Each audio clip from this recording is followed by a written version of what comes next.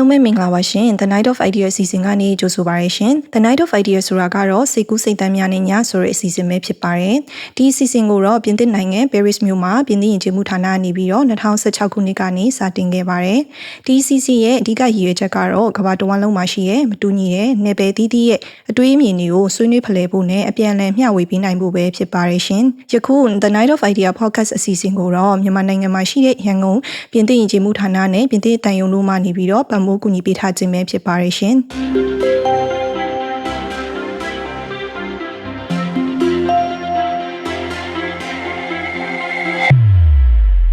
ဟုတ်ကဲ့အခုတစ်ခေါက်အစီအစဉ်မှာဆွေးနွေးပေးသွားမယ့်အကြောင်းအရာလေးကတော့ Taking Action for Disability မတန်ဆွမ်းမှုအတွက်အကောင့်ထဲပေါ်ဆောင်ခြင်းပဲဖြစ်ပါရရှင်ဒီအစီအစဉ်မှာပါဝင်ဆွေးနွေးမယ့်ဧည့်သည်နှစ်ယောက်ကိုလည်းဖိတ်ခေါ်ထားပါရယ်ဥထာအုံနဲ့မယမင်းအုံမာတို့ပဲဖြစ်ပါရရှင်ဆရာထောက်မင်္ဂလာပါရှင်ဆရာကနေပြီးတော့ကိုစာပြီးမိတ်ဆက်ပေးပါအောင်ရှင်ဟုတ်ကဲ့မင်္ဂလာပါခင်ဗျာကျွန်တော်နာမည်ထားအုပ်ပါဧည့်သည်မတန်ဆွမ်းတိုင်းရများပြုစုရေးမြုံမှာManaging Director အနေနဲ့လက်ရှိတာဝန်ထမ်းဆောင်နေပါတယ်ဟုတ်ကဲ့ဆရာကျေးဇူးပါရှင်အဲ့ဒါဆိုရင်မယမင်းအုံမာမင်္ဂလာပါရှင်ကိုမိတ်ဆက်ပေးပါအောင်နော်ဟုတ်ကဲ့ဒီအစီအစဉ်နားထောင်နေကြတဲ့ပရိသတ်များအားလုံးပဲမင်္ဂလာပါနော်ရမင်းအုံပါပါရမင်းကတော့ visually impaired totally blind ဦးပါမျက်စိလုံးဝမမြင်ရသူတို့ပါလက်ရှိမြန်မာနိုင်ငံရဲ့အများအသင်းမှာအမျိုးသမီးကော်မတီရဲ့ဥက္ကဋ္ဌတူဦးအနေနဲ့တာဝန်ထမ်းဆောင်နေပါတယ်ဟုတ်ကဲ့ကျေးဇူးတင်ပါတယ်အခုဆရာထားအုံးနဲ့မယမင်းအုံမနှစ်ယောက်စလုံးကိုပေါ့နော်ဒီ Night of Idea စီစဉ်ရဲ့ Taking Action for Disability podcast လေးမှာချိန်ပေးပြီးလာရောက်ဆွေးနွေးပေးတဲ့အတွက်ကြောင့်မလို့နှစ်ယောက်လုံးအများကြီးကျေးဇူးတင်ကြောင်းပြောချင်ပါတယ်ရှင်အခုကျမတို့စပြီးတော့ပေါ့နော်ဒီ topic လေးနဲ့ပတ်သက်ပြီးတော့ဆွေးနွေးလိုက်ပါမယ်ရှင်ပထမဆုံး prompt လေးကပေါ့နော်မြန်မာနိုင်ငံမှာရှိတဲ့အသည့်အနီးနားပတ်ဝန်းကျင်ရရက်ရွာလူထုမှာရှိတဲ့မတန်ဆွမ်းသူတွေကိုပေါ့နော်နေ့စဉ်သို့မဟုတ်ထူးခြားတဲ့အခြေအနေတွေမှာဘလို့ပံ့ပိုးကူညီလေးရှိကြတယ်လေပေါ့နော်အဲ့ဒါလေးနဲ့ပတ်သက်ပြီးတော့စပြီးဆွေးနွေးပါမယ်ရှင်ဆရာထားအုပ်ကနေပြီးတော့စပြီးပြောပြပါအောင်နော်ဟုတ်ကဲ့ပါခင်ဗျာရှေ့ဆိုကျိုးတင်ဆောင်စကလေးအရင်ပြောပြစေအခုလိုပြင်သစ်ယဉ်ကျေးမှုဌာနကနေဒီအစီအစဉ်လေးကိုမြန်မာပြည်သူတွေအတွက်ပြင်ဆင်ပေးတဲ့အတွက်ကြောင့်အထူးပဲကျေးဇူးတင်ပါတယ်လို့ရှေ့ဆိုပြောချင်ပါတယ်ကျွန်တော်အဲ့ဒီမတန်ဆွမ်းတဲ့များပြဆိုရေးမြုံကကိုအင်ကနဲ့ညင်မတန်ဆွမ်းကလေးတွေဆက်ရှင်တဲ့ကလေးတွေရဲ့လိုအပ်တဲ့ပြန်လည်ထူထောင်ရေးအထူးပညာရေးနဲ့လူမှုရေးဝန်ဆောင်မှုတွေကိုအဓိကထားပြီးလှုပ်ဆောင်ပေးနေတဲ့မတန်ဆွမ်းကြောင်းတစ်ကြောင်းဖြစ်တာပေါ့နော်2000ခုနှစ်ကနေစခဲ့ပါတယ်အခု25နှစ်ရှိပြီအဓိကတော့ကျောင်းကိုအခြေခံပြီးကျောင်းပြင်ပမှာမတန်ဆွမ်းတဲ့ပတ်သက်တဲ့စီမံကိန်းတွေကိုလည်း2006ကလေးကအကောင့်ထဲပေါ်တာအခုတည်းပြည်နိုင်ငံအနှံ့မှာမတန်ဆွမ်းတဲ့ပတ်သက်တဲ့စီမံကိန်း35ကျော်အကောင့်ထဲပေါ်ခဲ့ပါပြီဆိုတော့မတန်ဆွမ်းကလေးတွေရဲ့လက်ရှိပတ်ဝန်းကျင်တို့အဖွဲ့အစည်းမှာရှိတဲ့မတန်ဆွမ်းကလေးတွေလွတ်နေတဲ့ဝန်ဆောင်မှုတွေကိုတက်နိုင်တဲ့ဘက်ကနေကျောင်းကိုရောက်လာနိုင်တဲ့ကလေးတွေကိုကျွန်တော်ရက်ွက်ထဲမှာလူအဖွဲ့အစည်းထဲမှာဆင်းပြီးစီမံကိန်းဒေတာမှာရှိတဲ့မတန်ဆွမ်းကလေးနဲ့မိဘတွေကိုလွတ်တဲ့ဝန်ဆောင်မှုပေးတဲ့အပြင်မတန်ဆွမ်းမှုနဲ့ပတ်သက်တဲ့အသိပညာပေးဟောပြောပွဲတွေကိုလည်းကျွန်တော်တို့တက်နိုင်တဲ့ဘက်ကနေနှီးမျိုးစုံဖြင့်အကောင့်ထဲပေါ်လှုပ်ဆောင်နေပါတယ်တင်တန်းတွေပေးတာတို့နှုတ်ပြီးလက်ကန်စာဆုံးတွေထုတ်တာတို့နှုတ်ပြီးအခမ်းအနားလေးတွေမတန်ဆွမ်းတွေပါဝင်နိုင်တဲ့အခမ်းအနားလေးတွေကိုပြည်ဆိုင်မတန်ဆွမ်းတွေများနေ့တို့ခရစ်စမတ်နေ့တို့လော်မျိုးနေ့တွေမှာသူတို့ကိုယ်တိုင်ပါဝင်နိုင်ဖို့နှုတ်ပြီးသူတို့ရဲ့အရေးချင်းတွေကိုဖော်ထုတ်နိုင်တဲ့အစီအစဉ်လေးတွေကိုကွက်ကြတက်နိုင်တဲ့ဘက်ကနေနှီးမျိုးစုံနဲ့လုပ်နေပါတယ်ပြည်သူတွေမတန်ဆွမ်းမိဘတွေလည်းပါဝင်နိုင်အောင်ကျွန်တော်တို့တက်နိုင်တဲ့ဘက်ကနေအဲ့ဒီမှပဲမဟုတ်ဒီမတန်ဆွမ်းတွေအတွက်လှုပ်တဲ့တခြားအဖွဲ့အစည်းတွေနဲ့လက်တွဲပြီးတော့ပဲလှုပ်လာခဲ့တာဒီနေ့အထိပါပဲခင်ဗျဟုတ်ကဲ့အခုဆိုရင်ဆရာပြောရေးပုံရဆို25နှစ်တောင်ရှိသွားပြီပေါ့နော်25နှစ်အတွေ့အကြုံရဆရာဒီမြန်မာနိုင်ငံမှာရှိရမတန်ဆွမ်းလူထုပေါ့နော်ဘလောက်များရှိတယ်လဲပေါ့နော်ပြီးတော့ဆရာတို့အခုလုပ်နေတဲ့ project တွေဆိုလို့ရှိရင်ဒီမြို့အခြေဆိုင်ရန်ကုန်မြို့အခြေဆိုင်များလားတောင်မလို့ရှိရင်နေတွေဘာတွေပေါ့နော်ပြီးတော့ဒီသွားလာဖို့ခက်ခဲတဲ့နေရာတွေအထိရောဆရာတို့လုပ်ခဲ့ပူတာရှိလားအဲ့ဒီအတွေ့အကြုံလေးနဲ့ပြောပြပေးပါအောင်ရှင်ဟုတ်ကဲ့ပါခင်ဗျာကျွန်တော်တို့မြန်မာနိုင်ငံမတန်ဆွမ်းသူများနဲ့ပတ်သက်တဲ့ကိန်းဂဏန်းတွေကိုတော့နည်းနည်း2014တကောင်စင်ထွက်လာမှပဲကိုယ်နိုင်ငံအတွက်တရားဝင်ကိုကားရမယ့်ကိန်းဂဏန်းပေါ်တာပေါ့ကျွန်တော်အေဒန်ဆောက်ထောင်တုန်းက2000တုန်းကဆိုမြန်မာနိုင်ငံမှာရှိတဲ့မတန်ဆွမ်းဥယျာဉ်နဲ့ပတ်သက်တဲ့သတင်းအချက်လက်တွေကိုယူဖို့ကိုကားဖို့မရှိခဲ့ပါဘူးအဲတုန်းကကုလသမဂ္ဂကနေတကမ္ဘာလုံးအတိုင်းအတာနဲ့ကမ္ဘာလူဦးရေရဲ့10%ကမတန်ဆွမ်းသူတွေလို့ပြောတဲ့ကိန်းဂဏန်းကိုပဲမြန်မာနိုင်ငံအတွက်လည်းအကျုံးဝင်တယ်ဆိုပြီးအဲတုန်းကနီးနဲ့မြန်မာနိုင်ငံလူဦးရေဒီလောက်မှာ50တန်းကျော်မှာ မတန်ဆွမ်းတွေဆယ်ကခိုင်နှုန်းလောက်ရှိတယ်ဒီကလေးတွေရဲ့လိုအပ်တဲ့ဝန်ဆောင်မှုကိုပေးဖို့လိုအပ်တယ်ဆိုတာကိုကျွန်တော်တို့ပြောခဲ့တာပေါ့နော်။ကိန်းကနအနေနဲ့2014တကောင်စင်းမှာတော့မြန်မာလူဦးရေရဲ့4.6ရာခိုင်နှုန်းကမတန်ဆွမ်းသူလို့ဖော်ပြထားပါတယ်။ဒါပေမဲ့9နှစ်ကြာ2019မှာဆိုလို့ရှိရင်ကြပြတကောင်စင်းအစီရင်ခံစာတစ်ခုထွက်တယ်အဲ့မှာတော့12.8ရာခိုင်နှုန်းလို့ပြောပါတယ်။ဆိုတော့ဒီ9နှစ်အတွင်းမှာ3ဆကိန်းကနကတက်သွားတော့ပေါ့နော်။ပြောချင်တာကမြန်မာနိုင်ငံမှာမတန်ဆွမ်းဦးရေအများကြီးရှိတယ်ဆိုတာလေးကိုနည်းနည်း highlight လုပ်ပြီးပြောချင်တာပါအဲ့ဒါကတော့ဟိုရန်တမ်းပြောတာမဟုတ်ဘူးဆိုရကဒီဝင်ထုတ်တယ်တကောင်စင်အရာပြောတာဖြစ်ပါတယ်ပေါ့နော်အဲ့ဒီနေနဲ့ကျွန်တော်တို့အခုအဒန်ကအင်းစိန်မြို့နယ်ဖောက်ကရက်ကွက်မှာရှိပါတယ်အဲ့ဒီကြောင့်ကစာပွင့်ကလေးကအဲ့ဒီမှာပဲလို့တာဒါပေမဲ့စီမံကိန်းတွေကတော့ရန်ကုန်ပတ်ဝန်းကျင်မှာလည်းလောက်တာရှိတယ်လို့စကိုင်းတိုင်းချင်းပြည်နယ်တနင်္သာရီတိုင်းကရင်ပြည်နယ်တိုင်းနဲ့ပြည်နယ်အနှံ့မှာကျွန်တော်လောက်တာတွေရှိပါတယ်အထူးသဖြင့်စီမံကိန်းခေါင်းစဉ်တွေအမြင်မျိုးရှိတာပေါ့မတန်ဆွမ်းတဲ့ပတ်သက်တဲ့စီမံကိန်းတွေပဲဒါပေမဲ့ပဲခေါင်းစဉ်ပဲတက်ကျွန်တော်တို့အမြဲတမ်းလုပ်နေတာကမတန်ဆွမ်းမှုအတိအမြင်မတန်ဆွမ်းမှုအမြင်တက်လို့ကျွန်တော်တို့ပြောတာပေါ့နော်မတန်ဆွမ်းမှုမှာအမြင်ဟောင်းနဲ့အမြင်တက်ဆိုတာရှိတယ်အဲဒါလေးကိုလည်းကျွန်တော်နည်းနည်းလေးရှင်းပြမယ်ဆိုလို့ရှိရင်အမြင်ဟောင်းဆိုတာကချွင်းချက်ကိုအခြေခံပြီးလူတယောက်ကိုတတ်မှတ်တာချွင်းချက်နဲ့မတန်ဆွမ်းမှုနဲ့ဘယ်လိုမှကင်းလို့မရဘူးမတန်ဆွမ်းမှုဆိုတာချွင်းချက်ရဲ့နောက်ဆက်တွဲရလက်ဘယ်လိုမှရှောင်လွှဲလို့မရတဲ့ရလက်ဆိုတဲ့အမြင်ကိုမတန်ဆွမ်းအမြင်ဟောင်းလို့ပြောတာကမ္ဘာဦးကလေးကဒီနေ့အထိအဲ့ဒီအမြင်နဲ့မတန်ဆွမ်းသူကိုတတ်မှတ်ပြီးဆက်ဆံတဲ့အလေးထားကဒီနေ့အထိရှိတုံးပဲဒါပေမဲ့တိုးတက်တဲ့အခု IT ခေတ်မှာဆိုလို့ရှိရင်ရန်တိုးတက်နေပြီချင်းတောင်မှာရှိတဲ့အမျိုးကိုစကားပြောမယ်ဆိုရင်ကိုယ်တိုင်တော့ရမလို့ထဲဖုန်းလေးနဲ့ကိုထိုင်ရကနေအချိန်ကြီးပြောလို့ရတယ်အဲ့ဒီအနေထားတိပြောင်းလဲနေတဲ့ခက်ကြီးမှာ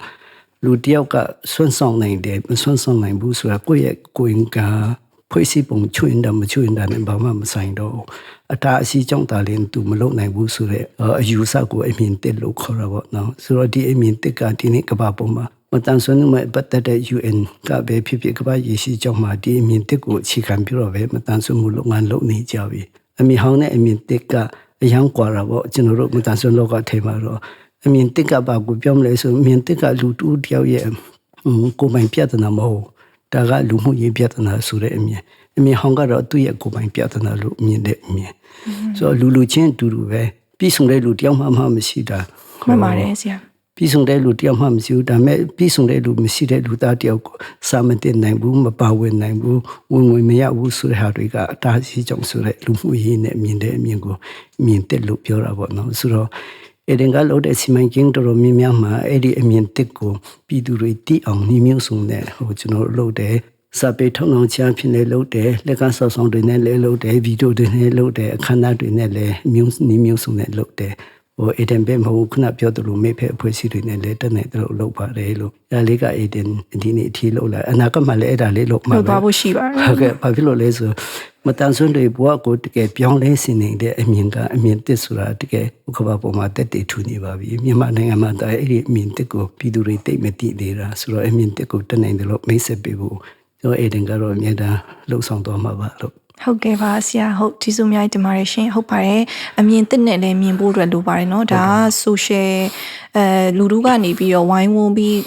းလှုပ်တယောက်ချင်းစီပြင်ပေါ့เนาะဝိုင်းဝန်းပြီးလှုပ်ဆောင်လို့ရတဲ့ကိစ္စတည်းရလို့မြင်ပါတယ်တယောက်ချင်းစီဒီမတန်ဆွမ်းတဲ့သူတယောက်ရဲ့သူ့ရဲ့ကိုယ်ပိုင်ပြဿနာဆိုတာထက်လင်းအများဝင်ပြီးတော့ဖြေရှင်းပေးလို့ရတဲ့ကိုညီလို့ရတဲ့တက်နိုင်တဲ့ဘက်ကလုပ်ပေးလို့ရတဲ့ကိစ္စတစ်ခုလို့မြင်ပါတယ်เนาะဆရာဒါကတော့အမြင်တစ်ပေါ့เนาะဟုတ်ကဲ့ဒီအမြင်တစ်ကိုလည်းဒီ18ကနေပြီးတော့ပေါ့နော်ADNအပြင်ဒီမတန်ဆွမ်းမှုလောကအတွက်ကိုအကောင့်ထဲပေါ်နေတဲ့ဒီအဖွဲ့အစည်းတွေအကုန်လုံးပြင်ပေါ့နော်လူတို့တရက်လုံးလည်းဒီအမြင်သစ်ပြောင်းလဲဖို့လည်းလိုမယ်လို့ထင်ပါတယ်ရှင်ဟုတ်ပါတယ်ဟုတ်ကဲ့မတန်ဆွမ်းပြဿနာဖြေရှင်းဖို့ရအတွက်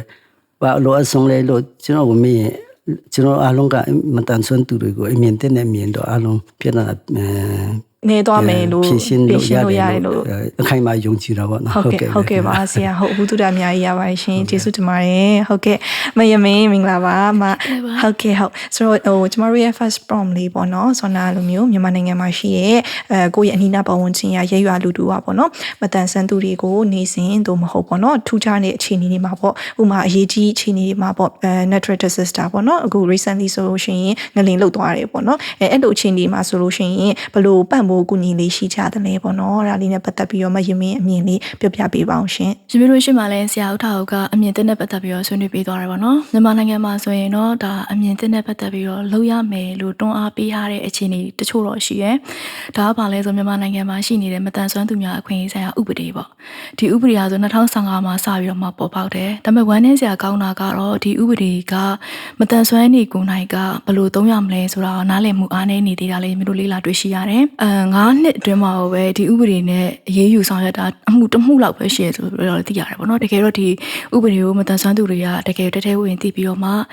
သုံးမယ်ဆိုရင်တော့ရင်းတို့အတွက်အမြင်သစ်ကိုတွန်းအားကောင်းကောင်းနဲ့လုပ်လို့ရတယ်ဆိုတဲ့အနေအထားဖြစ်မှာပေါ့နော်အခုစမမေးတဲ့မေးခွန်းကိုရင်းအပိုင်းနှစ်ပိုင်းနဲ့ပြန်ပြီးဖြေပေးခြင်းနဲ့ပထမတစ်ပိုင်းကတော့ရေဘူးရအပြင်မြန်မာနိုင်ငံတနိုင်ငံလုံးမှာရှိနေတဲ့မတန်ဆွမ်းသူတွေအတွက်ပြင်ဆင်ထားတဲ့အခြေအနေတစ်ခုပေါ့နော်ဒုတိယတစ်ပိုင်းကတော့ရမင်းကိုရာတဲဝင်ပါဝင်နေတဲ့မြန်မာနိုင်ငံမြို့များအသင်းရဲ့လှုပ်ဆောင်ချက်တချို့ပေါ့ဒီနှစ်ပိုင်းပဲအရင်ဆုံးဝင်ပြပေးမယ်ပေါ့နော်ရမင်းကိုရာလည်းမတန်ဆွမ်းသူတူပါငယ်လေးတည်းကအသက်6နှစ်လောက်တည်းကမျက်စိအမြင်အာရုံနှစ်ဖက်စလုံးဆုံးရှုံးခဲ့ရတဲ့သူပေါ့နော်အဲ့တော့ရမင်းကိုရိုင်းဘဝရဲ့အတွေ့အကြုံနဲ့နှိုင်းယှဉ်ပြီးပြောရမယ်ဆိုရင်ရမင်းတို့မတန်ဆွမ်းသူတွေကိုရက်ရွာထဲမှာတကယ်ကိုတဲဝင်ပံ့ပိုးပေးနေတဲ့အပိုင်း3ပိုင်းရှိပါတယ်ပထမတစ်ပိုင်းကမိပါမိဘနဲ့မိသားစုပေါ့နော်ဒီဘိုင်းတွေမှာလည်းကူညီမှုတွေအများကြီးရှိနေတာတွေ့ရတယ်ပထမဆုံးဒီဘိုင်းလေးကိုတင်ပြချင်ပါတယ်မိဘတွေကမတန်ဆွမ်းမျိုးစုံကြည့်မယ်ဆိုမတန်ဆွမ်းမျိုးစားအစုံလည်းကိုကြည့်မယ်ဆိုရင်မိဘတွေကအဓိကအခရာကြပါတယ်ကျွန်တော်တို့မိဘတွေရဲ့နားလည်မှုနဲ့မိဘတွေရဲ့ယုံကြည်မှုသာရှိရဲဆိုရင်တို့ကျောင်းပညာသင်ခွင့်ရတာမျိုးတွေလူပါဝင်ခြင်းမှာပါဝင်ခွင့်ရတာမျိုးတွေရှိရပေါ့နော်ဒါပေမဲ့ဒီလိုမျိုးမိဘတွေရဲ့ယုံကြည်မှုရတဲ့မတန်ဆွမ်းသူတွေကလည်းမြန်မာနိုင်ငံတနိုင်ငံလုံးရဲ့မတန်ဆွမ်းလူဦးရေနဲ့ရှင်မယ်ဆိုနဲပါသေးတယ်မတန်ဆွမ်းပညာတတ်ကိုကြည့်မယ်ဆိုရင်လည်းရာခိုင်တော့100%လောက်ပဲရှိရဲဆိုတာမျိုးလေ့လာတွေ့ရှိရတယ်ပေါ့နော်အဲ့တော့နံပါတ်1ကတော့မိဘတွေရဲ့ပံ့ပိုးမှုကလိုအပ်တယ်ဆိုတာလေးကိုပြပြချင်တာပါရမင်းဆိုရင်တော့မိဘရဲ့ပံ့ပိုးမှုကိုအပြည့်အဝရတယ်မိသားစုရဲ့နားလည်မှုအပြည့်အဝရတယ်ရမင်းလိုပဲမြန်မာနိုင်ငံမှာမိဘရဲ့ပံ့ပိုးမှုနဲ့မိသားစုရဲ့နားလည်မှုကိုရနေတဲ့မတန်ဆွမ်းသူတွေလည်းရှိရပေါ့နော်အဲ့တော့မတန်ဆွမ်းသူတွေအတွက်ပံ့ပိုးမှုကိုကြည့်မယ်ဆိုရင်တော့မိဘတွေရဲ့ပံ့ပိုးမှုရှိနေတယ်ဆိုတာလေးကိုလည်းအရင်ဆုံးပြပြချင်တာပေါ့ဒါနဲ့တစ်ဆက်တည်းပြောရမယ်ဆိုရင်ဒီစီဇန်နားထောင်နေတဲ့ပရိသတ်ကြီးအနေနဲ့ဆိုလဲကိုမိသားစုထဲမှာမတန်ဆွမ်းသူတယောက်ရှိလာပြီးဟဲ့ဆိုရင်မတန်ဆွမ်းမှုကိုကြည့်ပြီးတော့မှဘာမှမလုပ်နိုင်တော့ဘူးဆိုတဲ့အမြင်ဟောင်းနဲ့ကြည့်မှတဲ့ဆိုင်အမြင်သက်အားဖြင့်သူ့ဘယ်လိုမျိုးပံ့ပိုးပေးလို့ရနိုင်မလဲဘာတွေဆောင်ရွက်ပေးလို့ရနိုင်မလဲဆိုတဲ့အမြင်လေးကိုမြင်မိမယ်ဆိုရင်မင်းတို့နောက်ဆက်တွဲ community ပါလာပါမယ်ပေါ့နော် community မှာဆိုရင်အေးတဲ့မတန်ဆွမ်းကလေးများပြုစုရရိပ်မြုံခဲ့တော့ပဲမြန်မာနိုင်ငံမတန်ဆွမ်းသူများအသင်းမျိုးစုံမြန်မာနိုင်ငံမှာရှိတယ်ပေါ့အခုနောက်ပိုင်းဆိုရင်မြန်မာနိုင်ငံအနှံ့ပြားမှာကိုထူကိုထားမတန်ဆွမ်းအဖွဲ့တွေကိုဖွဲ့စည်းလာကြတာလေးတွေ့ရတယ်မတန်ဆွမ်းအဖွဲ့တော်တော်များများဒီမတန်ဆွမ်းသူကိုယ်တိုင်ကဥဆောင်တာဖြစ်တဲ့အတွက်ကြောင့်ဘလို့မတန်ဆွမ်းမှုအမျိုးအစားအတွက်မဆိုသူတို့အနေနဲ့အနည်းဆုံးတော့အကြံပေးနိုင်တယ်referral လို့ခေါ်တဲ့လက်လန်းမီရဲ့နေရာကိုညွှန်ပေးနိုင်တယ်ပေါ့နော်အဲ့လိုမျိုးဝန်ဆောင်မှုတွေရှိတယ်မြန်မာနိုင်ငံအနှံ့အပြားမှာရှိနေတဲ့မတန်ဆွမ်းအနေနဲ့ပတ်သက်တဲ့အစင်းပြုစုထားတဲ့စာအုပ်တွေလည်းအခုဆိုပေါ်လာပြီပေါ့နော် community ဘိုင်းကိုကြည့်မယ်ဆိုမတန်ဆွမ်းသူတွေဘာတွေလုပ်ပေးနေလဲပေါ့အားနည်းချက်ကတော့အများကြီးရှိပါတယ်မြန်မာနိုင်ငံရဲ့ထူထပ်မှုအခြေအနေနဲ့ခြားအကြက်တဲမျိုးစုံကြည့်မယ်ဆိုတော့ဒန်းတူအခွင့်အရေးဆိုတော့အားနည်းနေသေးတယ်ဆိုပေမဲ့လက်ရှိနေတာလေးကိုပြပြရမယ်ဆိုရင်တော့မတန်ဆွမ်းအဖွဲ့အစည်းတွေအချင်းချင်းချိတ်ဆက်ပြီးတော့မှ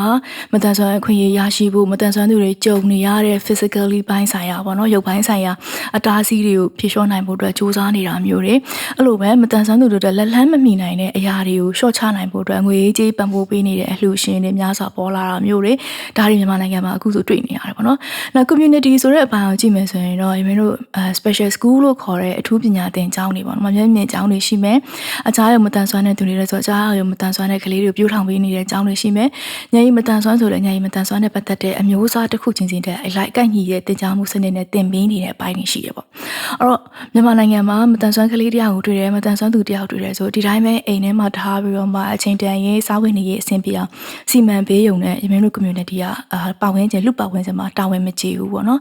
ဘယ်သူတွေကလုပ်ပေးနိုင်လဲဘယ်လိုအဖွဲ့အစည်းမျိုးတွေနဲ့ချိတ်ပေးရမလဲဆိုတော့နောက်တစ်ဆင့်ထပ်စဉ်းစားဖို့လိုတယ်ပေါ့မြန်မာနိုင်ငံမှာကပြောခဲ့တဲ့အတိုင်းပါပဲရမင်းတို့ပြည့်စုံမဟုတ်ဘူးဆိုပေမဲ့ service တွေလို့ခေါ်တဲ့ဝန်ဆောင်မှုတွေကတော့ရှိနေတယ်မျက်မြင်ဆိုလည်းမျက်မြင်အတင်းနဲ့ချိတ်ဆက်မလားနီးစပ်ရမျက်မြင်ကြောင်းနဲ့ချိတ်ဆက်မလားချိတ်ဆက်ပြီးတော့မှလုပ်ပေးလို့ဒီကလေးအတွက်ဖွံ့ဖြိုးလာအောင်လုပ်ပေးလို့ရတယ်လို့အဲ့လိုပဲအခြားအရုံဆိုလည်းအခြားအရုံနဲ့ဆက်ဆက်တဲ့အဖွဲ့ အစည်းတွေနဲ့ချိန်ပြီးတော့မှလုပ်ပေးလို့ရတယ်ပေါ့နော်မြန်မာနိုင်ငံမှာတော့အရင်တုန်းကခေတ်နေတဲ့ရှင်မယ်ဆိုရင်တော့လက်ရှိမှာတော့မတန်ဆွမ်းကိုထူကိုထအဖွဲ့တွေရောနိုင်ငံစစ်အဖွဲ့တွေရောမြောက်များစွာပေါ်လာတာကိုတွေ့ရှိရပါတယ်နောက်တစ်ပိုင်းအကြည့်မယ်ဆိုရင်တော့လက်ရှိ2019နောက်ပိုင်းအနေစပြီးတော့မှ Interagency Standing Committee ဆိုတဲ့ UN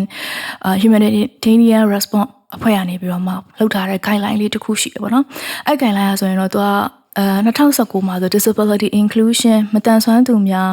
းအကျုံးဝင်နိုင်ရေးအတွက်ကိုသူတို့အရာကိုအသားပေးပြီးတော့ဖော်ပြထားတဲ့အပိုင်းတွေရှိတယ်။အဲ့တော့မြန်မာနိုင်ငံမှာလည်းလူသားချင်းစာနာထောက်ထားမှုနဲ့ပတ်သက်ပြီးတော့မှ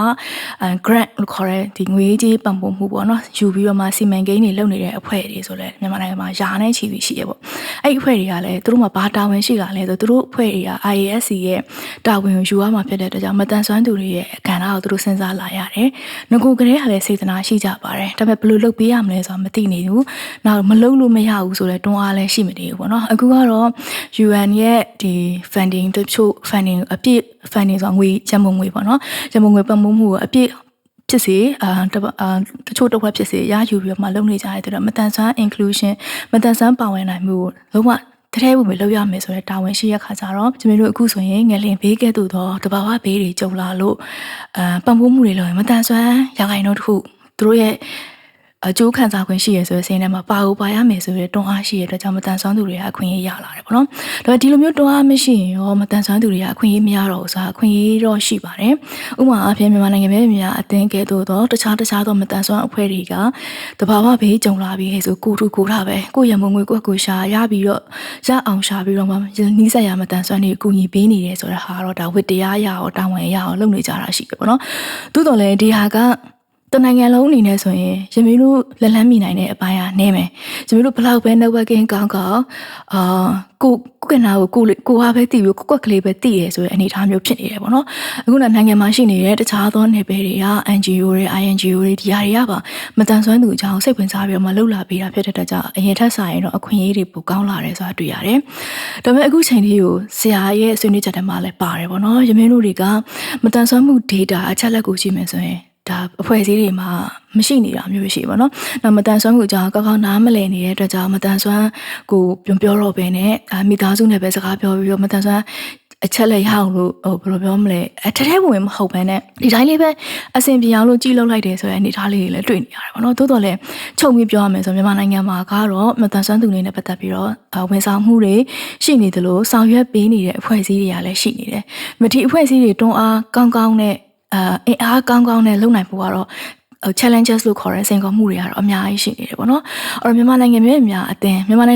းရောဘာလုပ်နေလဲဆိုတာလေးကိုလည်းတလက်စားတဲ့မိတ်ဆက်ပေးခြင်းပါတယ်။မြန်မာနိုင်ငံရဲ့အများအသင်းက1996ခုနှစ်တည်းအစကြီးပေါ်တာပေါ့နော်။အခုဆိုရင်တော့အသက်30ပြည့်ခန့်နီးပေါ့။အဲ့တော့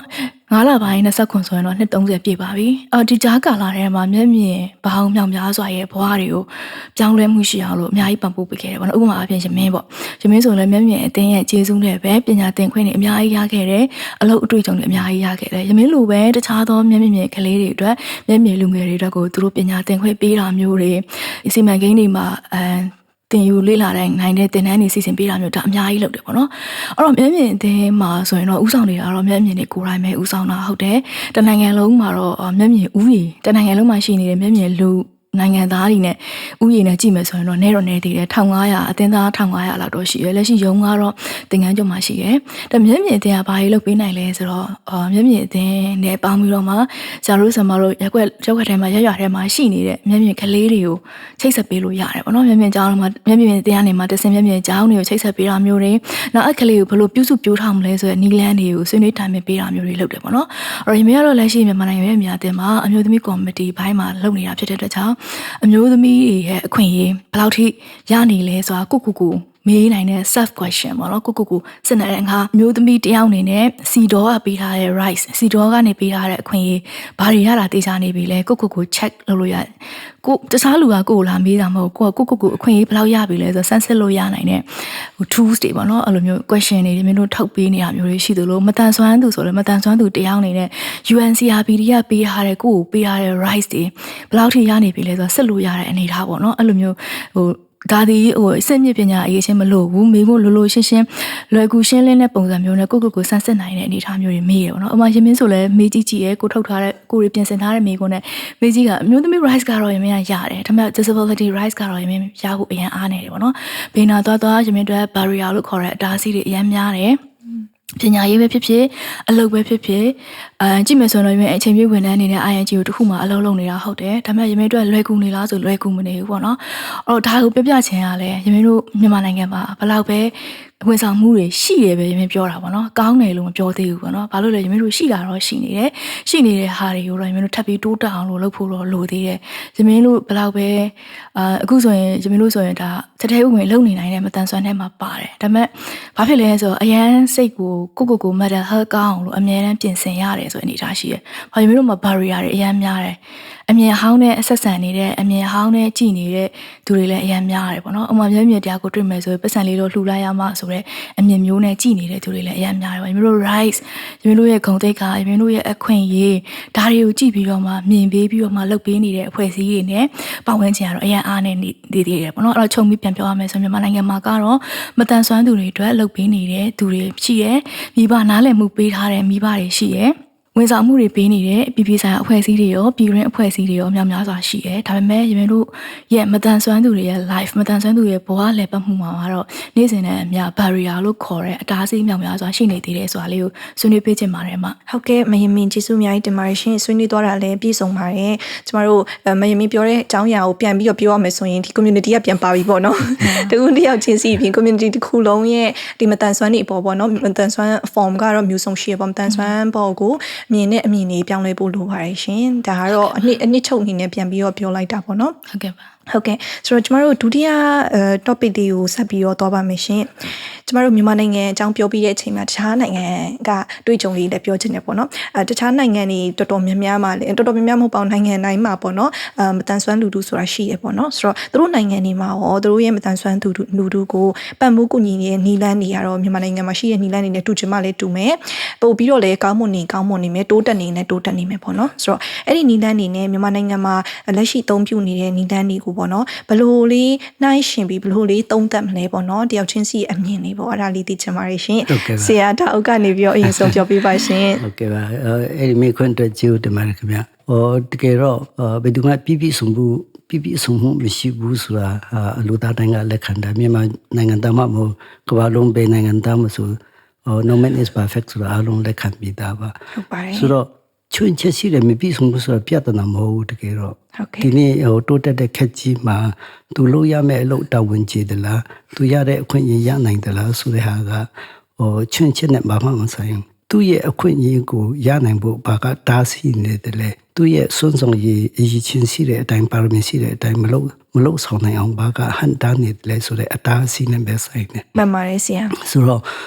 နောက်တစ်မျိုးနဲ့နောက်ရှုထောင့်တစ်မျိုးနဲ့ပြောကြည့်မယ်အတားအဆီးဆိုတော့တစ်ကမ္ဘာလုံးမှာရှိတယ်အမေရိကန်မှာလည်းရှိတယ်လို့မြန်မာနိုင်ငံမှာလည်းရှိတယ်မတန်ဆွမ်းသူလည်းတစ်ကမ္ဘာလုံးမှာရှိတယ်ဒါပေမဲ့ဒီကမ္ဘာပေါ်မှာအသက်ရှင်နေတဲ့မတန်ဆွမ်းသူတွေရဲ့ရှင်သန်တဲ့ပုံစံကမတူမြန်မာနိုင်ငံမှာရှိတဲ့မတန်ဆွမ်းနိုင်ငံချင်းမှာရှိတဲ့မတန်ဆွမ်းသူတွေနဲ့တအားကွာတယ်ဘာလို့ကွာတယ်လဲလို့ပြောရင်ချွန်းချက်ရှိတော့အတူတူပဲဒါပေမဲ့တိုးတက်တဲ့နိုင်ငံတွေမှာအဲ့ဒီအတားအဆီးကတက်နိုင်တယ်လို့ဖြောက်တယ်မရှိတော့ဘူးလို့ပြောလို့ရတော့အဲ့လိုအတားအဆီးကိုဖြောက်ဖို့ရအတွက်ဘယ်လိုနည်းလမ်းနဲ့တုံးတယ်လဲဆိုလို့ရှိရင်ဥပဒေနဲ့ကာကွယ်ပေးတယ်မတန်ဆွမ်းသူတွေရဲ့အခွင့်အရေးကိုဥပဒေနဲ့ကာကွယ်ပေးတယ်သူတို့ရဲ့မွေးရပါအခွင့်အရေးကိုလက်လှမ်းမီရယူနိုင်အောင် policy တွေနဲ့ပံ့ပိုးပေးတယ်ပြည်သူတွေအားလုံးပါဝင်တယ်။နောက်ပြီးမတန်ဆွမ်းသူများကိုယ်တိုင်ကတက်ကြွသူတို့ရဲ့အခွင့်အရေးအတွက်ပါဝင်ကြတယ်။မတန်ဆွမ်းသူများကိုယ်တိုင်ပါဝင်ဖို့ကလည်းအရင်ကြီးရှိတော့ပေါ့နော်။ခုနဆရာမအရင်ပြောသလိုမျက်မြင်တွေရဲ့အခွင့်အရေးအတွက်လူနေမှုအစဉ်တမ်းမြင်ဖို့ရအတွက်မြင်များကိုယ်တိုင်လို့ရ။မြန်မာနိုင်ငံလွတ်လပ်ရေးရဖို့ရအတွက်အိန္ဒိယကလာတိုက်ပေးတာမဟုတ်တာမှန်တယ်ဆရာကိုတိုက်ယူဟာကိုယ်တိုင်တိုက်ရမှာအဲ့လိုပဲမတန်ဆွမ်းသူရဲ့အခွင့်အရေးကိုပေးပါလို့ပြောမယ်စားကာယကံရှင်ကိုယ်တိုင်ကခုအခွင့်အရေးရအောင်ကြိုးစားရမှာလေနိုင်ငံခြားမှာအဲ့လိုလုပ်နေကြပြီအဲ့လိုလုပ်နိုင်အောင်လည်းမတန်ဆွမ်းတွေကိုအားပေးတယ်သူတို့ရှုံနေတဲ့အခွင့်အရေးကိုရနိုင်အောင်ကူညီပေးတယ်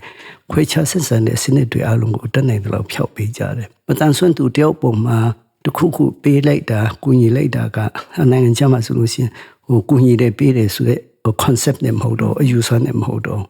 နိုင်ငံသားတယောက်ကသူ့ရဲ့နိုင်ငံအတွက်မိသားစုအတွက်တတ်နိုင်တဲ့ဖက်ကနေပါဝင်နေအောင် investment လုပ်တယ်ရင်းနှီးတယ်လို့ပဲ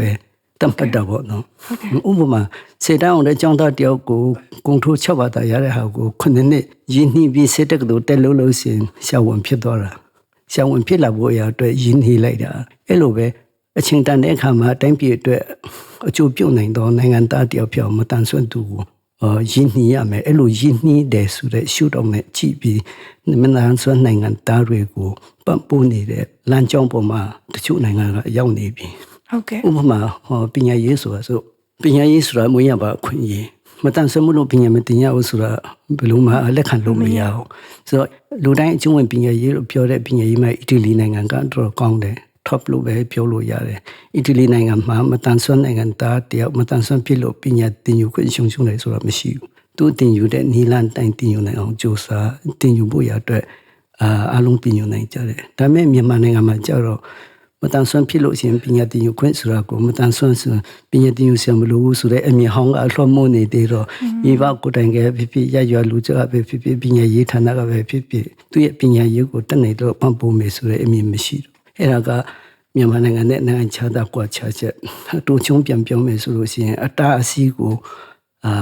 နိုင်ငံခြားမှာဆိုနေနိုင်တယ်လို့နေသွားပြီမြန်မာနိုင်ငံမှာအတားအဆီးအများကြီးရှိတယ်အတားအဆီးလို့ပြောရင်ခွဲနည်းနည်း break down နဲ့နည်းနည်းပြောကြည့်မယ်ဆိုလို့ရှိရင်အတားအဆီးထဲမှာအများဆုံးကရုပ်ပိုင်းဆိုင်ရာအတားအဆီးဥပမာအဆောက်အဦဆိုတာဆိုအဆောက်အဦကခြေတော်နှစ်ဖက်မတန်တဲ့လူတယောက်အတွက်ငါထက်ရှိတဲ့အဆောက်ကိုတွားနိုင်ဖို့ရအတွက်တက်လက်ခါရှိမှဖြစ်မှာဟုတ်တက်လှကမရှိဘူးဆိုရင်ဘယ်လိုမှငါထပ်မတက်နိုင်တော့မှန်ပါတယ်ခြေတော့မတန်တဲ့လူတယောက်ကငါထပ်အစီဝေးခမတဲမှာအစီဝေးတက်နိုင်တယ်မတက်နိုင်ဘူးဆိုတာသူ့ခြေတော့နဲ့ငါထပ်ရောက်နိုင်တယ်လားမတက်မဆိုင်ဘူးအဲ့ဒီအစီဝေးလောက်ရမယ့်အခန်းထဲမှာမတန်ဆွမ်းသူတယောက်အတွက်အစဉ်ပြေဆိုတာရောက်တော့မှုရအတွက်တက်လှကရှိသလားဆိုတာနဲ့ပဲဆိုင်တာဆိုတော့နိုင်ငံခြားမှာဆိုအဲ့ဒါတွေအလုံးအစဉ်ပြေမြန်မာနိုင်ငံမှာအစဉ်ပြေသေးတာပေါ့နော်နိုင်ငံခြားနဲ့မြန်မာနဲ့နည်းနည်းရှင်းပြနေနေပြောတယ်အဲ့ဒါကအဆောက်အဦလူတွေဖန်တီးထားတဲ့လူသားတွေအတွက်အသုံးပြုဖို့ဖန်တီးရတဲ့အဆောက်အဦပဲဖြစ်ဖြစ်မော်တော်ကားပဲဖြစ်ဖြစ်ကွန်ပျူတာပဲဖြစ်ဖြစ်ဟန်ဖုန်းပဲဖြစ်ဖြစ်ပန်းချံပဲဖြစ်ဖြစ်စေယုံပဲဖြစ်ဖြစ်ပြည်သူတွေတော့ဖို့လှမ်းပဲဖြစ်ဖြစ်မော်တော်ကားတွေပဲဖြစ်ဖြစ်အရာတွေအားလုံးထဲမှာuniversal design လို့ခေါ်တဲ့သုံးစွဲသူတွေအတွက်အဆင်ပြေအောင်ဆိုတဲ့စဉ်းစားချက်လေးနဲ့တာလုံးမယ်ဆိုလို့ရှိရင်ဘယ်သူမှမသုံးစွဲလို့ရတယ်ဥပမာကွန်ပျူတာမျက်မြင်တွေ့ဆိုကြောထဲလို့ကြောဆိုတဲ့စနစ်လေးထဲလို့ကွန်ပျူတာကကျွန်တော်တက်ကျွမ်းကျင်နေတော့သူတို့ဟုတ်ကဲ့ဒါတွေကလည်းမျက်စိမြင်မှကွန်ပျူတာသုံးနိုင်တယ်ဆိုမဟုတ်တော့ဟုတ်ကဲ့သူရဲ့အတားအဆီးကိုဖျောက်ပေးလို့ကွန်ပျူတာကိုတခြားလူသားတွေလို့တန်းတူသုံးနိုင်တာဆိုတော့အတားအဆီးကိုဖျက်ဖို့ဆိုတာကပထမဆုံးအများဆုံးသောအတားအဆီးကရုပ်ပိုင်းဆိုင်ရာအတားအဆီးဒုတိယအတားအဆီးက attitude လူတွေရဲ့စိတ်ဓာတ်အားကမတန်ဆွမ်းပဲပါတက်နိုင်ပါလေကြောင်းထားလဲပါထူမှာလဲပေါ့ဘွဲရလဲဘာလို့နိုင်မှာမို့လို့လေမတန်ဆွမ်းစုအမင်္ဂလာဆိုတဲ့အမြင်တွေကအခုနပြောတဲ့အမြင်ဟောင်းလို့ပဲပြောအဆိုအမြင်ဟောင်းနဲ့ဆိုလို့ရှိရင်မတန်ဆွမ်းတွေတန်တူခွင့်ရဖို့ဆိုတာဘယ်လိုမှမဖြစ်နိုင်ဘူးအမြင်တကသူတို့လည်းလူသားတွေပဲသူတို့ရဲ့မွေးရပါအခွင့်အရေးရယူခံစားနိုင်ခွင့်ရှိတယ်တိတ်ခါရှိနဲ့သူဖွဲ့စည်းလူသားတယောက်လိုအသက်ရှင်နိုင်ခွင့်ရှိတယ်ဆိုတဲ့ဟာကိုလက်ခံပေးပြီးကူညီပေးမယ်ဆိုမှတာမတန်ဆွမ်းတွေကတခြားလူသားတွေလူဖွဲ့စည်းတဲ့အကျိုးပြုနိုင်သောလူသားများဖြစ်လာမှာဆိုတော့လူတို့ရဲ့စိတ်ထားကဘယ်လိုမှဖြူချလို့ရန်ခက်တဲ့အတားအဆီးတစ်ခုဖြစ်တာအဲ့ဒီအတားအဆီးကနိုင်ငံခြားမှာဆိုတိတ်မရှိတော့ဘူးမြန်မာပြည်မှာဆိုအများကြီးရှိတယ်လို့ထင်တယ်နိုင်ငံခြားမှာမတန်ဆွမ်းသူတွေကိုနည်းနည်းလှောင်ကြည့်ပါလားရောဆွဲခါရမှာဒါမဲ့ဒီကျွန်တော်ပတ်ဝန်းကျင်မှာတော့မတန်ဆွမ်းကိုဟာတာလုပ်တယ်လှောင်တယ်နိုင်ကျင့်တယ်ဒါတွေကattitude နဲ့ဆိုင်တဲ့အတားအဆီးဘယ်လောက်ထူထပ်သေးတယ်လဲဆိုတဲ့တက်တွေပေါ့နော်နိုင်ငံခြားမှာဆိုမတန်ဆွမ်းကိုဘယ်လိုမှလှောင်ရဲဘူးနိုင်လည်းမကျင့်ရဲဘူးသူရဲ့ချွန်းချက်ကိုကြည့်ပြီးခနဲ့တာတော့အနိုင်ကျင့်တာတော့ဘယ်လိုမှမရှိတော့အဲ့ဒါတွေအားလုံးကနိုင်ငံခြားမှာရှိတဲ့နိုင်ငံမတန်ဆွမ်းနိုင်ငံသားတွေရဲ့လူနေမှုဘဝချွန်းတာချင်းတူတူပဲကဘာပေါ်မှာနေတာချင်းတူတူပဲဒါပေမဲ့ဟိုနေရာနဲ့ဒီနေရာတားကွာတာကအဲ့ဒီကျွန်တော်ပြောနေတဲ့အတားအဆီးဘယ်လိုနေသွားတယ်လဲနေတော့အောင်ဥပဒေကဘယ်လိုထိခောက်ွယ်ပေးတယ်လဲ policy တွေကဘယ်လိုဖေရှားပေးတယ်လဲပြည်သူတွေကဘယ်လိုဝိုင်းဝန်းပါဝင်ပေးတယ်လဲဆိုတဲ့ပုံမှန်မှုတည်ပြီးဒီနေရာနဲ့ဒီနေရာမတန်ဆွမ်းတွေရဲ့ဘဝကတော့တာ အဲ့လိုပဲပြောချင်ပါတယ်ခင်ဗျာ ဟုတ်ကဲ့ဆရာထားကိုကျေးဇူးတင်ပါတယ်ရှင်ဆရာပြောသွားတဲ့အထက်မှာဆိုလို့ရှိရင်နိုင်ငံခြားမှာဆိုရင်ဒီမတန်ဆွမ်းသူတယောက်ကိုပေါ့နော်လှောင်လို့လည်းမရအောင်ပြောင်းလို့လည်းမရအောင်တရားဆွဲခံရနိုင်တဲ့အခြေအနေထိဖြစ်နိုင်တယ်ပေါ့နော်ဆိုတော့သူတို့ရဲ့ဥပဒေ route strong ဖြစ်လဲဆိုတာကိုမြင်ရတယ်ပေါ့နော်မြန်မာနိုင်ငံမှာလည်းဒီမတန်ဆွမ်းတွေအတွက်ဆွမ်းနာမယမင်းနဲ့ဆွေးနွေးပြီးသွားတယ်ဥပဒေဆိုတာတော့ရှိတယ်ပေါ့နော်ရှိတယ်သို့ပေမဲ့လည်းလက်တွေ့အကောင့်ထဲပေါ်နေတဲ့ပေါ်နေတာတော့အားနေမယ်လို့တော့ထင်ပါတယ်ရှင်အဲ့ဒီဥပဒေထဲမှာလည်းပေါ့နော်ဘလို့အကြောင်းအရာလေးတွေကပါနေလဲပြီးတော့ဒီအကြောင်းအရာလေးတွေကပေါ့နော်ဒီမတန်ဆွမ်း form ပေါ့နော်သူတွေအကုန်လုံးဘလောက် percentage ထိပေါ့နော်ကောက်ွယ်ပေးနိုင်တဲ့နေ့စဉ်လှုပ်ရှားသွားလာမှုမှာပေါ့နော်အဲ့ဒါလေးလည်းဆရာတစ်ချက်ပြပြပေးပါအောင်မတန်ဆွမ်းတွေရဲ့အခွင့်အရေးကအထူးဆန်းမဟုတ်ဘူးလူသားရဲ့အခွင့်အရေးပါဟုတ်ကဲ့လူသားတွေရဲ့မွေးရပါအခွင့်အရေးဆိုတော့1948မှာ Universal Declaration of Human Rights ဆိုတဲ့အထက်မှာလူသားတယောက်မှာရတဲ့တဲ့အခွင့်အရေးတွေကအားလုံးရှင်းရှင်းလင်းလင်းဖော်ပြပြီးသားအဲ့ဒီအခွင့်အရေးကလည်းမတန်ဆွမ်းသူတယောက်နဲ့ 100% တရားရပြီးအဲ့ဒီအခွင့်အရေးကိုရပိုင်ခွင့်ရှိတယ်ဆိုတော့မတန်ဆွမ်းသူတယောက်ရဲ့အခွင့်အရေးဆိုတာအထူးစမ်းကြည့်လို့မမြင်စေချင်ဘူးလူသားတိုင်းရဲ့တန်တူအခွင့်အရေးပါပဲပညာသင်ခွင့်ရှိတယ်တက်တူရတူနဲ့ကစားပိုင်ခွင့်ရှိတယ်ကိုယ့်ရဲ့အခန်းစားချက်ကိုပြောပိုင်ခွင့်ရှိတယ်နောက်ပြီးလိုအပ်တဲ့ဝန်ဆောင်မှုကိုရပိုင်ခွင့်ရှိတယ်ဥပမာခြေတော့တန်တဲ့လူတယောက်အတွက်လမ်းလျှောက်ဖို့အတွက်တွန်းလှဲလိုတယ်ကြိုင်းတောက်လိုတယ်အဲ့ဒီလိုအချက်ကိုဖြည့်ဆည်းပေးရမှာဟုတ်ကဲ့အဲ့ဒါကသူ့ရဲ့အခွင့်အရေးမြင်ဆိုလို့ရှင်စတင်နိုင်ဖို့ brain လိုတယ်နာမကျဆိုလို့ရှင်စတင်နိုင်ဖို့လက်ထံပြဘာသာစကားလိုတယ်လိုအပ်ချက်ကိုတိကျဖြစ်ချင်းကြောင့်ပေါ်လာတဲ့လိုအပ်ချက်ကိုဖြည့်ဆည်းပေးဖို့ဆိုတာညှင်းလို့မရအောင်တိရခိုင်နှုန်းလောက်တောင်မရှိတဲ့ကင်ဆာယောဂတွေရဲ့လိုတဲ့ဝန်ဆောင်မှုကိုအကောင်းဆုံးပြနိုင်အောင်အတကုံကြိုးစားနေကြတာပဲလေဆရာခိုင်နှုန်းလောက်ရှိတော့မတန်ဆွမ်းတွေရဲ့လိုတိကျဖြစ်ချင်းကြောင့်လိုပေါ်လာတဲ့တိကျလိုအချက်ကိုဖြည့်ဆည်းပေးဖို့မလိုပါဘူးပိတ်ဆံကုန်တယ်မလို့လည်းရတာပဲဆိုတဲ့အမြင်နဲ့ဘာမှမဖြစ်စေဘူးဆိုသူတို့အခွင့်အရေးရှုံတာပေါ့ရှုံနေတဲ့အခွင့်အရေးကိုတန်းတူခံစားနိုင်အောင်လုပ်ပေးဖို့ကကျွန်တော်လူသားတိုင်းရဲ့တာဝန်အစိုးရရဲ့တာဝန်ပဲမဟုတ်ဘူးအားလုံးကျွန်တော်အားလုံးရဲ့တာဝန်ပါလို့ဟုတ်ကဲ့ဆိုတော့အခွင့်အရေးမှာဘယ်လောက်ကောက်ွယ်ပေးတယ်လဲဆိုလို့ရှိရင်တက်နိုင်တယ်လို့တနိုင်ငံနဲ့တနိုင်ငံတော့မတူဘူးပေါ့ဒါပေမဲ့အဲ့ဒီ1948မှာပြဋ္ဌာန်းထားတဲ့လူသားတယောက်ရဲ့အခွင့်အရေးကိုကိုယ့်ရဲ့ယဉ်ကျေးမှုကိုယ့်ရဲ့နိုင်ငံအခြေအနေနဲ့ပတ်သက်ပြီးဘယ်လောက်ထိလက်တွေ့ကျအောင်လက်တွေ့ကျစိတ်ကိုရင်ဆိုင်မှာပဲလက်တွေ့ကျကောက်ွယ်နိုင်မလဲဆိုတဲ့ပုံမှန်မူတည်ပြီးနိုင်ငံတစ်နိုင်ငံနဲ့တစ်နိုင်ငံလူသားမတန်ဆွမ်းတွေရဲ့အခွင့်အရေးကအသေးစိတ်တော့မတူဘူးဒါပေမဲ့အခြေခံကြောယူခြင်းကတော့လူသားတိုင်းရဲ့အခွင့်အရေးကိုကာကွယ်ပေးဖို့ပြဋ္ဌာန်းထားတဲ့ဥပဒေပါလို့အခြေယူတင်ပါတယ်ဟုတ်ကဲ့ပါဆရာပြပြစုံပြောသွားပြီးတာကျေးဇူးများတင်ပါတယ်ရှင်ဆိုတော့မယမင်းဥမာလည်းကျင်းရောက်ပါပြီရှင်ဟုတ်မယမင်းပြောပြပါအောင်ရှင်ခြားနိုင်ငံမှာရှိတဲ့မတန်ဆန်းသူတွေပေါ့နော်သူတို့ညီသူတို့ဟန်နဲ့ပန်ပိုးကူညီနေတဲ့နီလန်းတွေရှိတယ်မြန်မာနိုင်ငံမှာလည်းရှိတယ်ပေါ့နော်ဆိုတော့ဒီမတူညီတဲ့လှုပ်ယူလှုပ်စင်နေနီလန်းတွေကိုမယမင်းအမြင်လေးနဲ့ပေါ့နော်နိုင်ရှင်ပြီးသုံးသပ်ပေးပါအောင်ရှင်ဟုတ်ကဲ့ပါယမင်းကတော့ခရီးသွားတာလည်းကြိုက်တယ်ပေါ့နော်အဲ့တော့ခရီးသွားတဲ့အတွေ့အကြုံတွေပေါ်မှာမူတည်ပြီးတော့လည်းပြပြချင်တယ်ပေါ့အဲ့တော့မြန်မာနိုင်ငံမှာကကြတော့မတန်ဆွမ်းသူဆိုရင်မှတ်ပုံတင်လုပ်ဖို့အတွက်အရင်ခက်တာလေးလေ့လာရတယ်ပေါ့နော်နိုင်ငံသားကပ်ပေါ့အထူးသဖြင့်မျက်မြင်ထဲမှာတော်တော်များများတွေ့ရတယ်ဘာကြောင့်လဲဆိုရင်ပြောတဲ့အကြောင်းပြချက်ကခရီးသွားဖို့မှမလိုတာဘယ်မှသွားမှမဟုတ်အိမ်မှာပဲနေမှာပဲဟာဆိုတဲ့ဟာမျိုးအဲ့မှာတည်းကမတန်ဆွမ်းသူတယောက်ကနိုင်ငံသားဖြစ်ခွင့်မှာအကန့်အသတ်များသွားပြီပေါ့နော်အရွယ်တော်တော်ကြီးနေပြီအသက်30 40အဲ့လောက်ထိရောက်နေပြီမှတ်ပုံတွေမရှိနေသေးတယ်မတန်ဆွမ်းနေအရင်များတယ်မြန်မာနိုင်ငံမှာလေအဲ့တော့ဒါလေးတွေကလည်း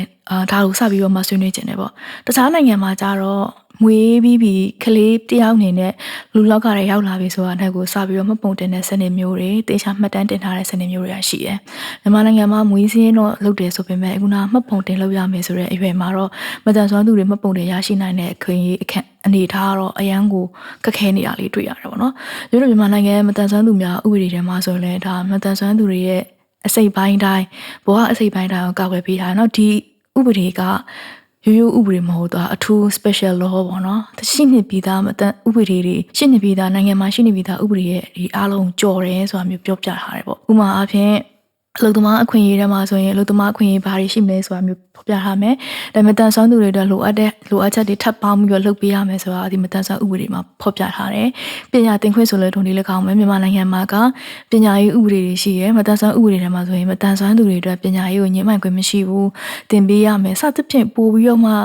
လေးနဲ့လေးပြန်ပြီးတော့မှဖော်ပြထားတယ်ပေါ့နော်တခြားဥပဒေနဲ့ဒီဥပဒေနဲ့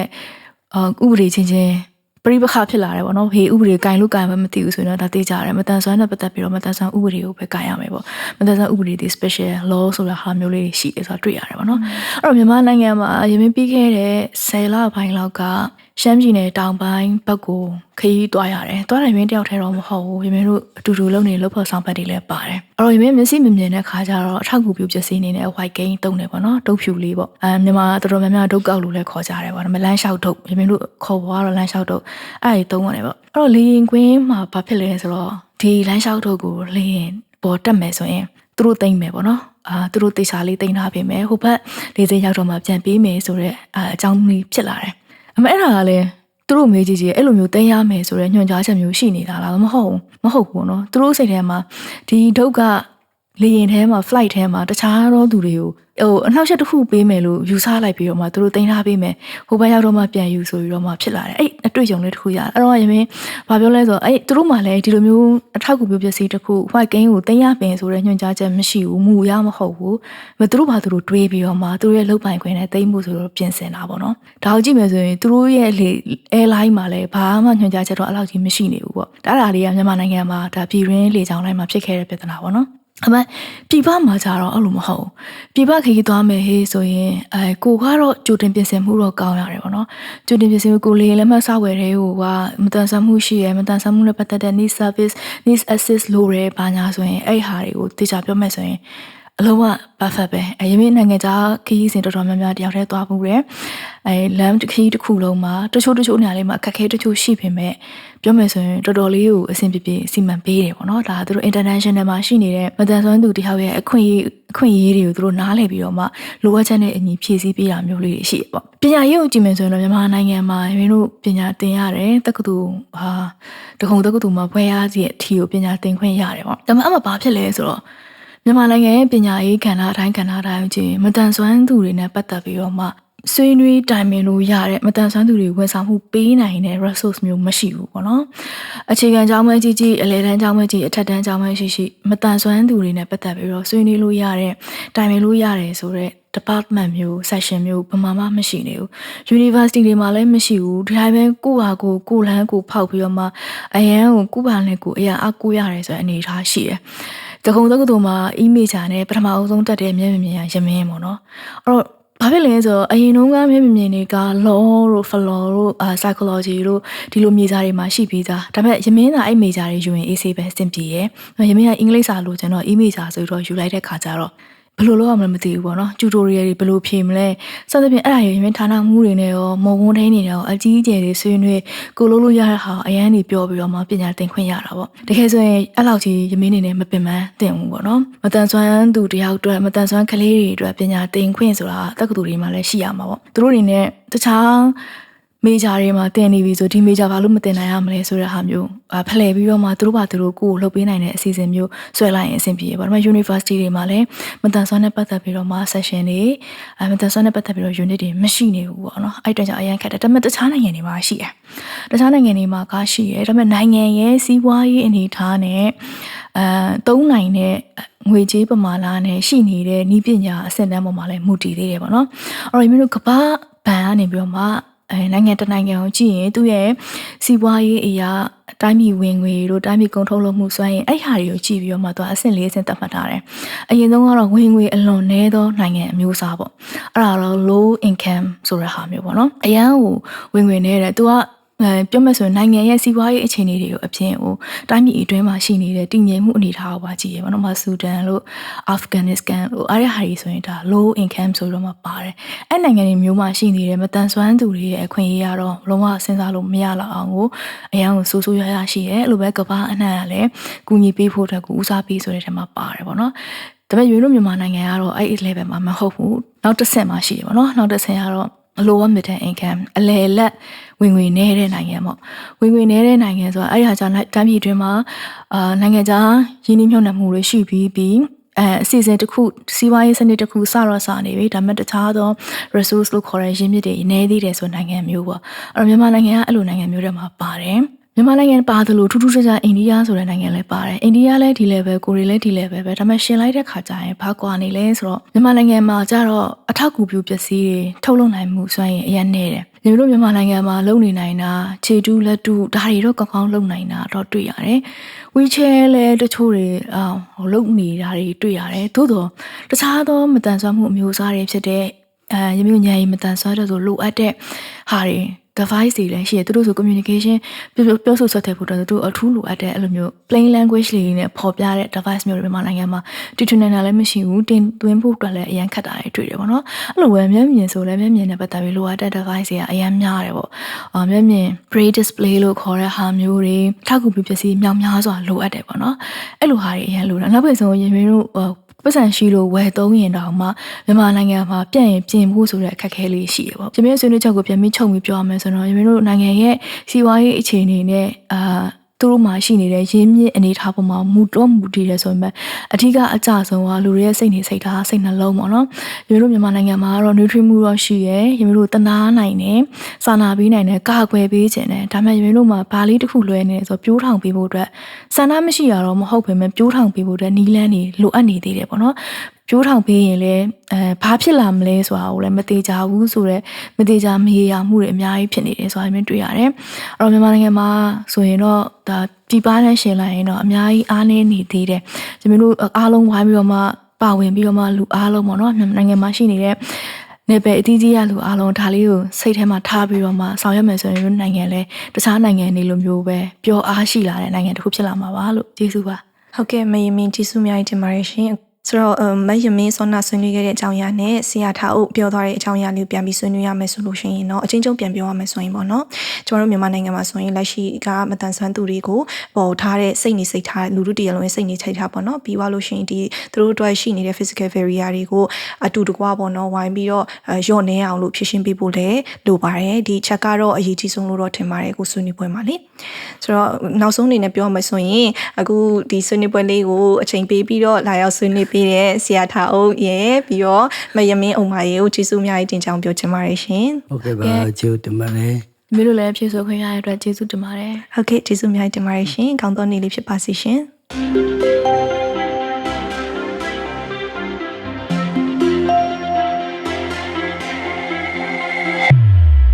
ဟုတ်ကဲ့ညီကုန်းအနေနဲ့ပြောမယ်ဆိုရင်တော့ပြင်သစ်ရင်ကျေးမှုဌာနနဲ့ပြင်သစ်တန်ယုံကိုစားကျွန်မအနေနဲ့အထူးကျေးဇူးတင်ရှိကြောင်းပြောကြားချင်ပါတယ်ရှင်ဒီဆွေးနွေးပွဲကိုအချိန်ပေးပြီးတော့ဝင်ရောက်ဆွေးနွေးပေးတဲ့ speaker တွေအကုန်လုံးကိုလည်းကျေးဇူးတင်ချင်ပါတယ်ရှင်အထူးကျေးဇူးတင်ချင်တာကတော့မြန်မာလူမှုအဖွဲ့အစည်းအတွက်ပေါ့နော် taking action လှုပ်ဆောင်မှုတွေအကောင့်ထဲပေါ်ဆောင်ပေးနေတဲ့အတွက်လည်းကျေးဇူးတင်ပါတယ်နားဆင်သူပြည်သက်များရှင်အခုလိုစကားဝိုင်းဆွေးနွေးပွဲတွေကိုကြိုက်နှစ်သက်တဲ့ဆိုပါက